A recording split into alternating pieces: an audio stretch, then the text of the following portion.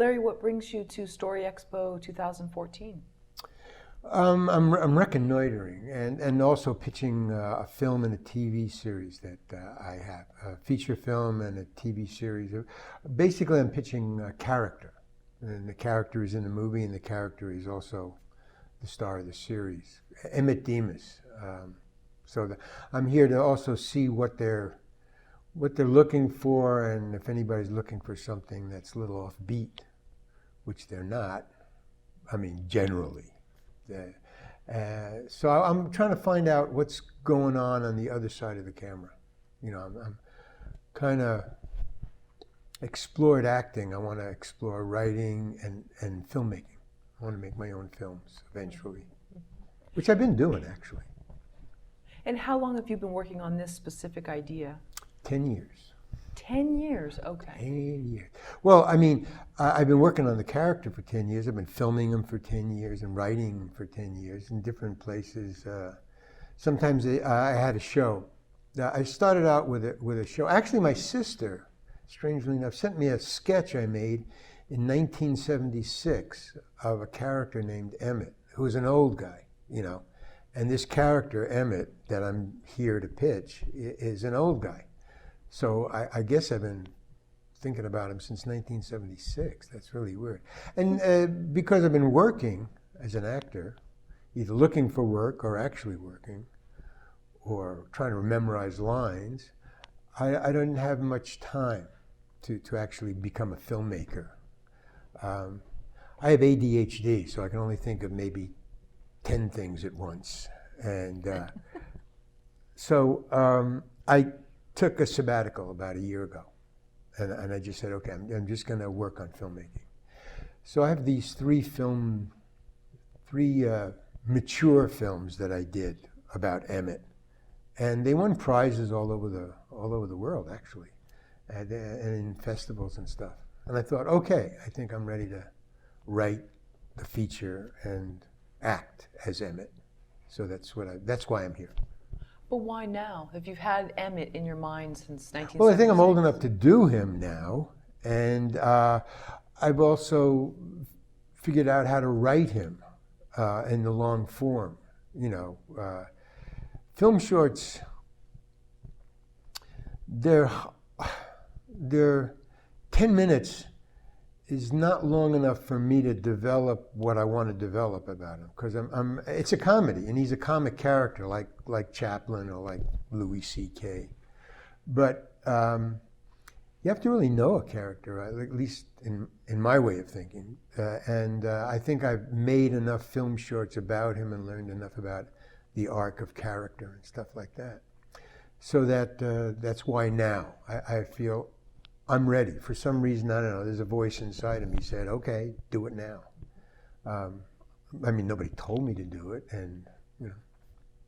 The voices don't say anything back? And they say, go for it. Good. Oh, those are good voices. And why do you feel that Emmett... Well, may I just... Please, oh, absolutely. No. Everybody says no. Don't do anything, ever, about anything, ever. I mean, that's just how the human universe talks. The other universe is pretty cool, and it says, go for it. If you see what I'm saying. I do. And what do you think the reasons behind the human universe? Nobody wants you to change, because if you change and they're not, it's on them. So let's everybody just stay the same, and we'll all be in our comfort zone, and let's not talk about it. Okay, that's good. We won't. That's good. So I just, you know, when one day, some people wake up to that fact, and I woke up, you know, about 3 or 4 years ago. I said, you know, that voice started to say, hey man, you know, I'm going to just do this. And they go, no, you're such a good actor. Why don't you just keep acting, you know? And they say, nah, I want to be a filmmaker. That's what I say. That's what the voices say. But people say, yeah, but don't. You know, you're such, we love you in. Like your agent, you know, things like that. Why do you feel that Emmett is too non-mainstream, or whatever the word is, maybe too Well, eccentric? so far I've been pitching, and that's they say, he's kind of quirky. That's what you get. That's what I've been getting. Wow, he's kind of quirky. And he is. He's totally quirky. I mean, you know, just like Louis C.K. is quirky, or Chaplin is quirky, or, you know, any other funny. Adam Sandler is pretty quirky, you know. But that shouldn't matter. It never does. I mean, you know, the first guy is always weird. You know, first guy doing whatever. Well, what are the notes that you've gotten? Because you'd already pitched today, or no? Yeah, the notes are, well, we're looking for something more grounded. We're looking for something, what's kind of quirky. I mean, we make a lot of stuff for Hallmark. So I like it. I mean, I really do. But I don't know if I don't think we would do something like this. Basically, so what I'm hearing is he's too funny. That's the message I get. I don't know. I come from, you know, Second City. I come from the Committee. I come from, you know, Charlie Chaplin, Louis C.K., Bob Dylan, you know, Lenny Bruce. You know, Lenny Bruce was too quirky. Bob Dylan was too quirky. They were all too quirky. Anybody who's funny is basically started out too quirky. You know, yeah. Is there a way in your mind you could tone Emmett down? Or there you go. Here it comes. That would kill Emmett. No. No? Great. I mean, I've tried it other ways. It's not me. I mean, you know, I would rather, this is so cliche, but I would rather do it my way. At least I know that when you turn me down, it's something that I wanted to do. It's something that I did sincerely, and it's not for you. That's cool. But if I do it your way and you turn me down, I'm effed. Because what did I learn? I didn't learn anything by that. You know, so I'm also a student, you know. So I got to get something out of a no. So if I do it my way and you give me a no, I've learned something. If I do it your way and I get a no, I've learned nothing, I think. Larry, how much time did you have to pitch today? 5 minutes. 5 minutes, okay. Which is really funny. I mean, that's just a psychological thing, because the first time I pitched, I mean, the first guy I pitched to was at 10 o'clock this morning. And it was the first pitch.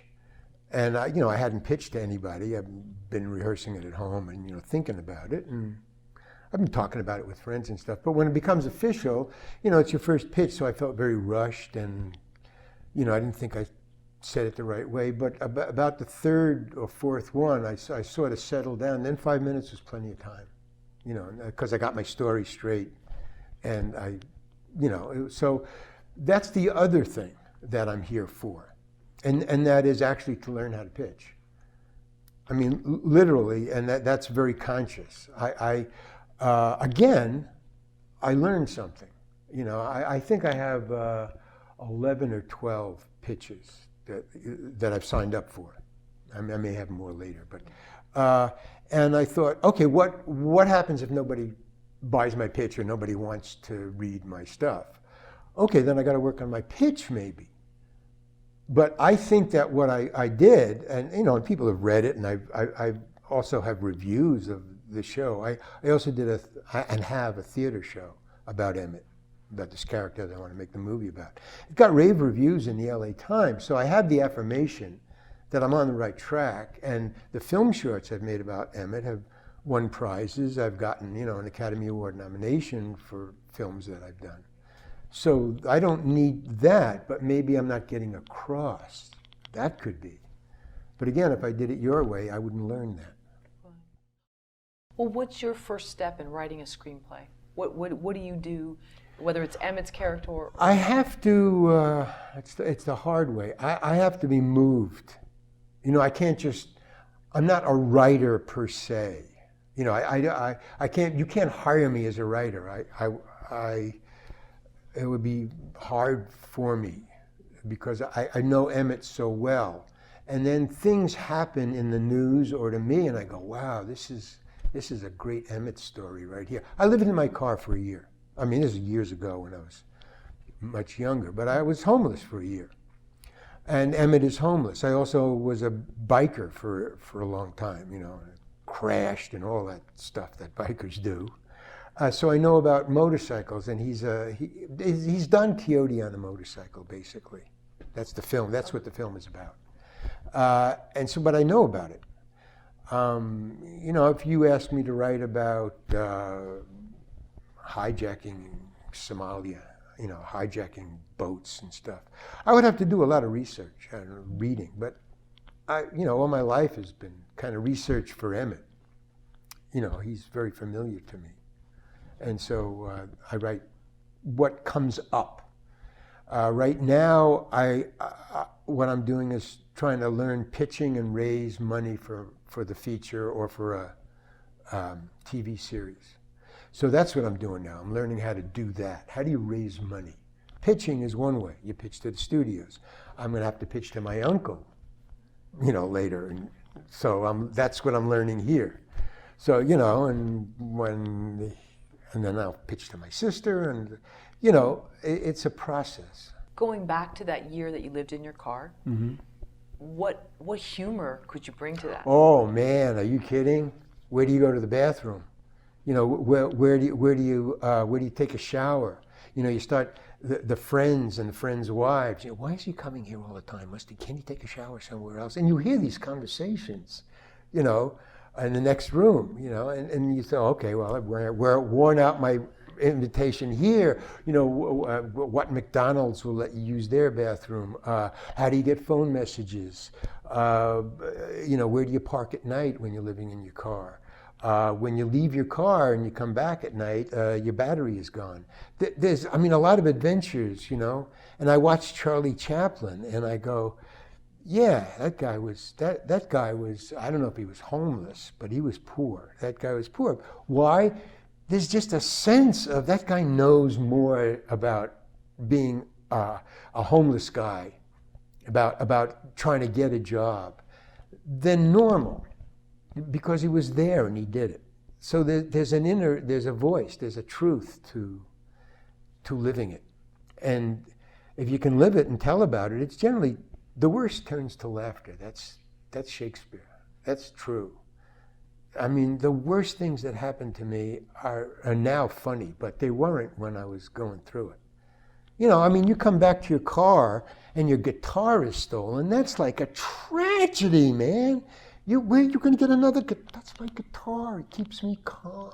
You know, it's just, your battery is gone. How am I going to move the car? I got to get it to the other side of the street on Thursdays.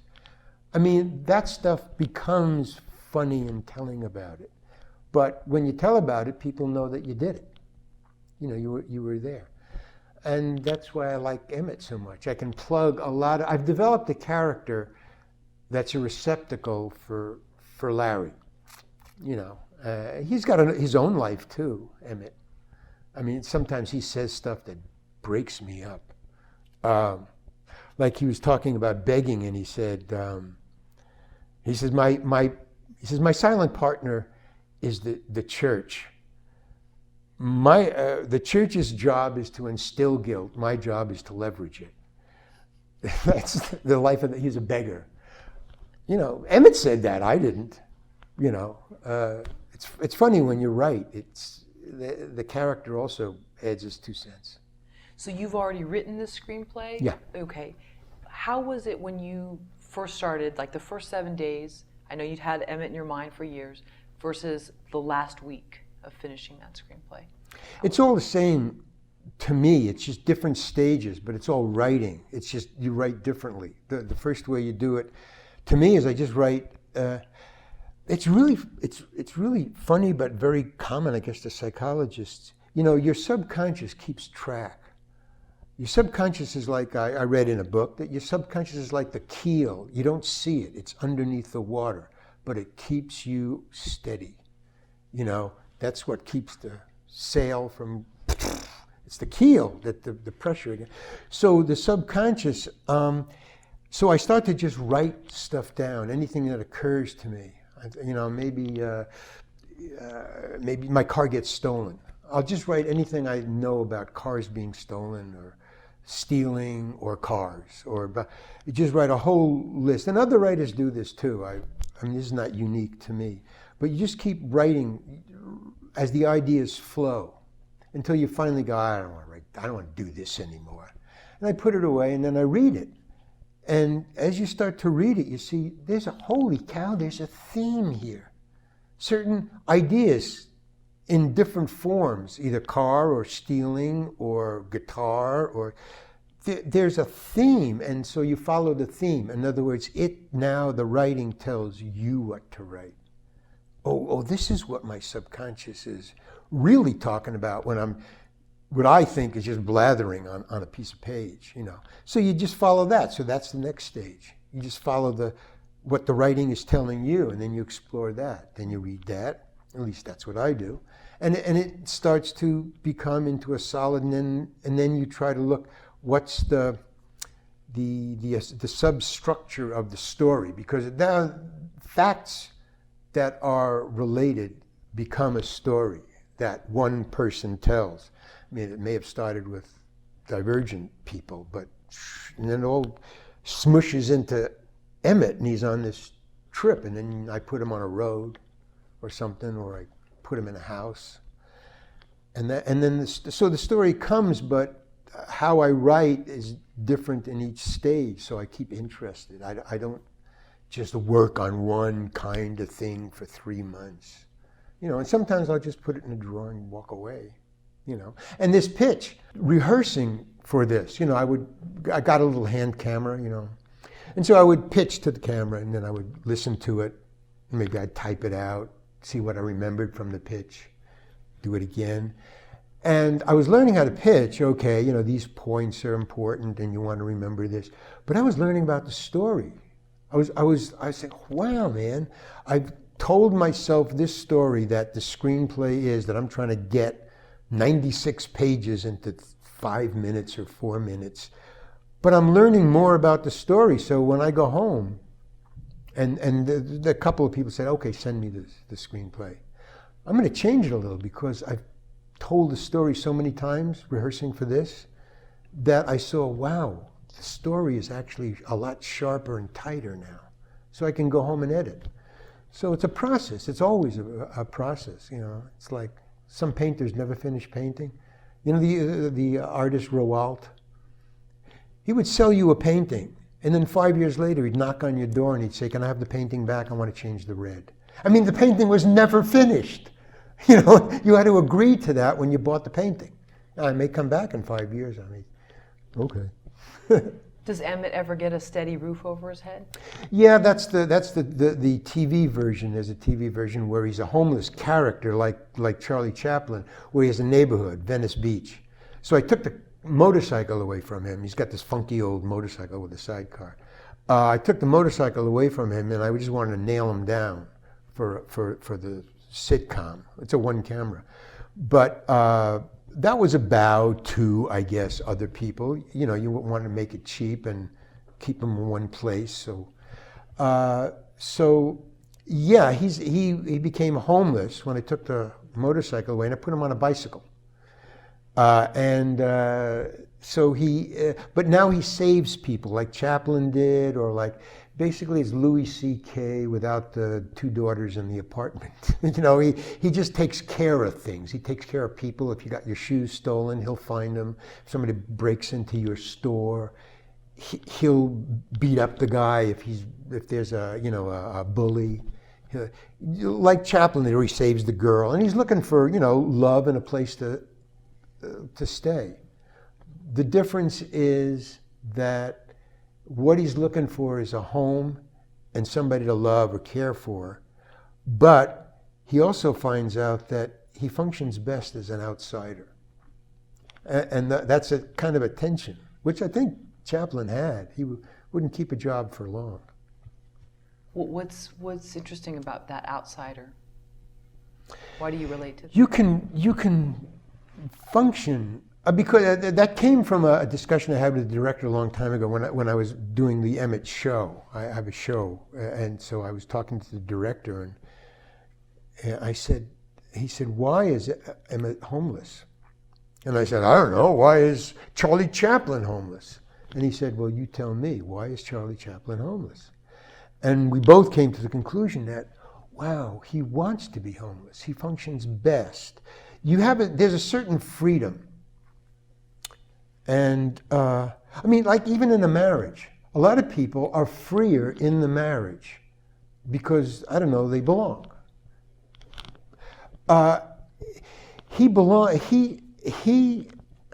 Emmett is a survivor. He functions as a survivor. He's like an alley cat or like a cockroach. I mean, that's what they do, you know. Some things are best left wild, you know. They function best that way. What did you learn about your method of pitching? You'd said you were a little nervous at one point. You felt you rushed it or said something? Well, you know, I started out, basically at heart, I'm a stand-up comedian. That's how I started. I used to open for Woody Allen. I mean, I was very successful at it. And as a stand-up comedian, all stand-up comedians, you read the audience. It becomes an instinct. Maybe you're born with it. I mean, I think I was, because I just am a natural storyteller, but a funny storyteller. And you listen, you find out, because I never wrote anything. When I was a stand-up comedian, I never wrote. I didn't know how to write. I mean, you give me a white piece of paper and I would freeze. What I would do is I would get up on the stage and I would talk about my day or something that happened to me, you know, that I thought was funny, that I told my friend, and I'll tell you. In the coffee houses back in the day. And you listen to what the audience laughs at, what they're interested in. You can feel it or hear it. And after a while, it becomes a learned instinct that you would have a photographic memory for laughs. I have a photographic memory for laughs. If I entertained you or told you stories about myself, I would just be talking and we would be having a conversation, kind of one-sided, but a conversation. And if I had to go up on the stage, I could go up on the stage and tell the same story I told you, but made it much shorter. I could tell the story just for the laughs. My mind would kind of, well, that's an instinct I have. I don't, you know, I don't write it down or try to remember where you laughed. I just tell the story, and all the stuff you didn't laugh at drops out. And that's how I worked as a stand-up comedian. So that's how I kind of, it's kind of an instinct, you know, you're just born with it. Like, you know, comic timing. You really can't teach that. That's something you're born with. You know, some people are born musicians, some have a perfect ear, pitch. You know, you just go with what you know, what you're good at, I guess, what you like. Looking back on what you've applied to the story with Emmett, what is something or some things that you're almost embarrassed to admit that weren't clear to you on actually writing a script? I know you said you kind of piece it together from different things, but what is something that you've like, aha, why didn't I think of that earlier? It was so clear in terms of Wow, writing. that's a story. I mean, first of all, I have ADHD, so I have been clueless most of my life. I mean, even now, I will find out what I learned or what was going on maybe a year from now. I used to be in the committee, which was a very hip, you know, like I was in Second City. That was very hip, you know, far-reaching and great satirical company. But it took me 10 years to figure out, wow, we were so cool. I didn't think I was cool at all. I was just, you know, we were like trained Dobermans. We literally said that out loud to ourselves. We were Mr. Meyerson, Mr. Meat. He was the director and owner of the theater, the committee. And we were his trained Dobermans. He'd come in with a newspaper and he said, let's get Nixon. You know, and I'd say, well, you know, well, what? And he'd say, well, you know, get up there and improvise. And you know, we'll throw some stuff, you know, blah, blah, blah. And then we would do that, and he would come back after the end of the show and he'd say, explore that part about, you know, what you were talking about there. Explore that. So he would, so we would just do what he said, like trained dogs. Now, he wasn't writing the stuff because we were improvising on the stage. It was coming out of us. And he was kind of guiding it. So in a way, it was our show. But I didn't know that. We really didn't know how intelligent we were until we came off the stage after making everybody laugh. Well, it took me 10 years to figure out how funny I was. I still find that to be true. That in 10 years I'll find out how hip this here thing is. Wow, was that cool? So I'm always in lag time. I've given up trying to figure out anything. I just put one foot in front of the other, you know? You just keep on going. Don't look back. If you were going to give another screenwriter a pep talk, let's say they were coming to Story Expo 2015, and maybe they were nervous. We heard from a couple of people that there were some people that were nervous. Right. What would your pep talk be to that screenwriter? Don't be nervous. Okay. First of all, it doesn't serve anything. Maybe it does. It helps you prepare. Maybe, oh, I'm nervous, I better prepare. So you prepare. But you can prepare without being nervous. So nervous has nothing to do with it. I find that I've always been right. Artistically. Maybe not among other people. But artistically, I've always been right. Maybe I didn't have enough chops. So keep writing or keep drawing. You know, I paint also. But keep doing it. And always try to be better and always try to do your best. But don't listen to other people. Well, I guess you can listen, but you don't have to do what they say. And that's, I guess, the difference. You know, listen. I've always been right, and I found out every other person has always been right who's been successful. Successful people are right, a priori. One of the great things about pitching my rehearsal back at home was I said, okay, what's the core of the clown? What's the core of the clown? And then I had to go, well, what's the core of Chaplin? What's the core of any clown? No doubt. Clowns have no doubt. That's why they're funny. I mean, they hit a challenge and they hit a wall, they get stopped. But they don't, Chaplin, once he's stopped, just goes in another direction, but he doesn't back up and go, oh God. You know, they get over. They don't get over it. They get over it. They keep going forward. I remember Tarantino said some of the most brilliant thing. You know, the director, he said, well, how do you just keep going? He says, I think of myself as a Pac-Man. You know that game, Pac-Man? He said, I think of myself as a Pac-Man. I can't go back. I can only go forward in huge bites. And I thought, cool. Thank you, Mr. Tarantino. So that I just keep that in mind. No doubt, man. You just keep going. And maybe you're not good enough now for this. But as long as you get better, just keep on going. That's all. So, you know, and learn. I'm not saying you can't learn. That's why I'm here, to learn how to pitch, you know. But there was never a time when someone just crushed you. Oh, yeah, all the time. My parents, close friends. Oh, okay. I mean, everybody but crushes you. But you didn't listen. You didn't listen to Yes, I did. Oh, you did listen to and that was the tragedy. I listened to these stupid people. I remember a therapist once said, I was complaining about my father, and he, first of all, the first thing he said was, God. I said, God what? He said, the shit that parents tell their kids is unbelievable. He said, every kid that comes in here, he said, they're fine. It's their parents that are fucking crazy, but I can't tell them that because they'll stop taking the kid here. So, you know, the best I can do is protect the kid. From who? From their parents. It's parents who fuck up kids. Kids don't fuck themselves up. You're born cool. You know, and then layers come on you. So, you know, I don't know. But you chose not to listen, obviously. After a while, I learned, because I tried to do it their way. I tried to do it my parents' way. I tried to do it my teacher's way. I tried to do it everybody else's way, and it never worked. So I thought, hey, let me try it my way.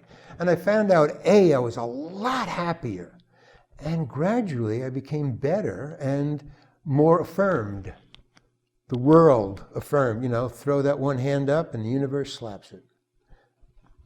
You know, but that takes a lot of learning. Yeah, it's not easy.